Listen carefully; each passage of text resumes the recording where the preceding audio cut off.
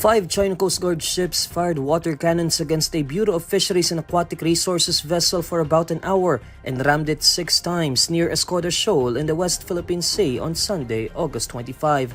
The China Coast Guard ship with bow number 4202 first fired a water cannon at the port side of the vessel about 20 kilometers from Escoda at 1:46 p.m. but it did not directly hit the fishery agency's vessel Datu Sanday. The water cannon from the same China Coast Guard ship finally hit the vessel at 2:13 p.m., 2 minutes after a China Coast Guard ship with bow number 21551 rammed and damaged its starboard side. Minutes later, the China Coast Guard ship that first rammed the Datu Sanday also fired its water cannon at Datu Sanday's starboard side.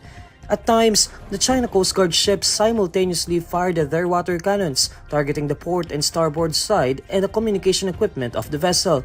There was no let-up in the firing of water cannons until 3:02 p.m. Members of the media, including a reporter from the Philippine Daily Inquirer, were also aboard the Philippine vessel. According to the Bureau of Fisheries and Aquatic Resources, the communication and navigational equipment of its ship were damaged. Some of the windows and ceilings were also damaged, and a wooden chair was cut in half due to the impact.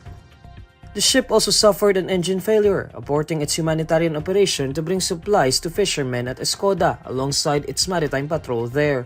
A crew member of the Philippine ship, who has joined several maritime patrols and has been exposed to water cannon attacks by the China Coast Guard, said this was the worst incident he had experienced.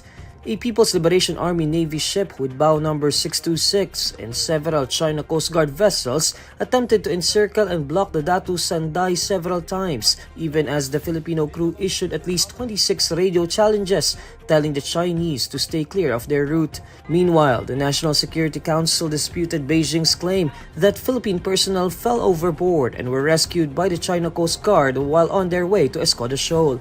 According to the National Security Council, the China Coast Guard was geared towards obstructing the mission to resupply Filipino fishermen with diesel, food, and medical supplies.